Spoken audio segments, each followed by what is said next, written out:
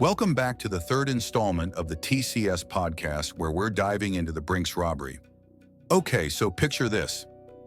It's 1952 and you're standing in the middle of Boston's financial district. The streets are bustling, but it's business as usual. The sound of footsteps echoing on the sidewalks, the smell of coffee from nearby cafes filling the air, the cold wind cutting through your coat.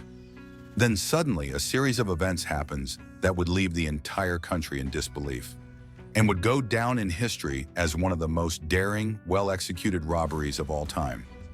I'm talking about the Brinks armored car robbery, which to this day remains one of the most infamous heists in American history.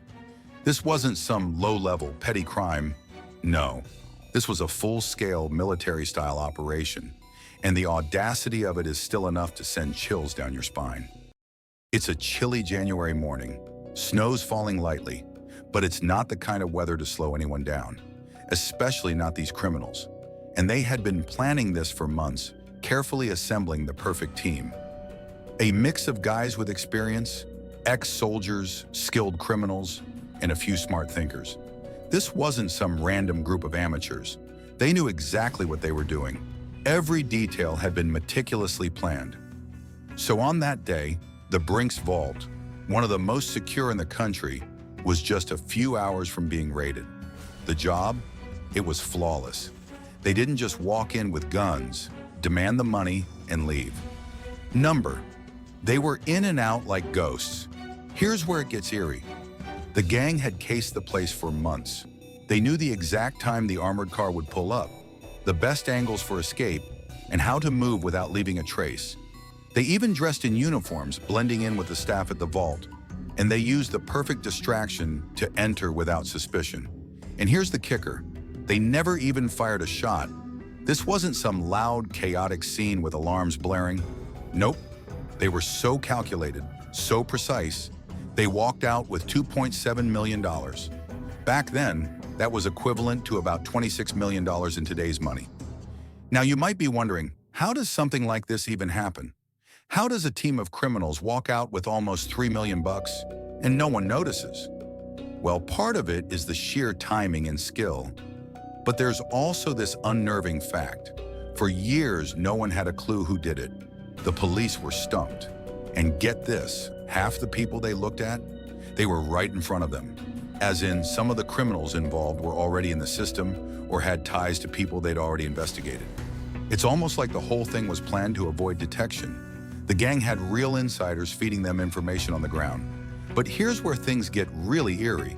One of the robbers, a man named Insert Name of Key Figure, had one major rule. Don't spend the money. Simple, right? Well, guess what? That rule didn't last.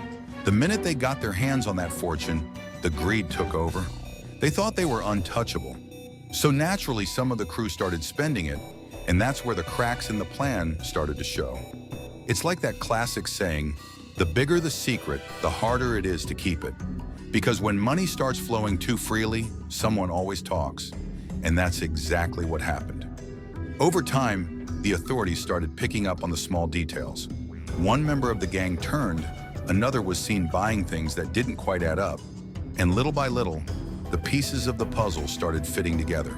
But here's the kicker. The real mastermind, the guy who planned it all, was never caught. In the end, they caught a few members of the crew, but it wasn't until years later that they connected all the dots. But for those involved, the heist had already gone down in history as one of the most remarkable and terrifying criminal acts ever. It wasn't just about the money, it was the way they pulled it off. So calm, so cool, and most of all, so silent. Almost like they were invisible. Now, to this day, parts of the stolen money have never been recovered. Some of it might have been spent or hidden or washed clean through other channels. But you know what's weird? It doesn't even matter. The way this robbery was executed, the coldness of it, still haunts the city of Boston. Even though the case was technically solved, the myth around it, that's still alive. And maybe that's the scariest part of all.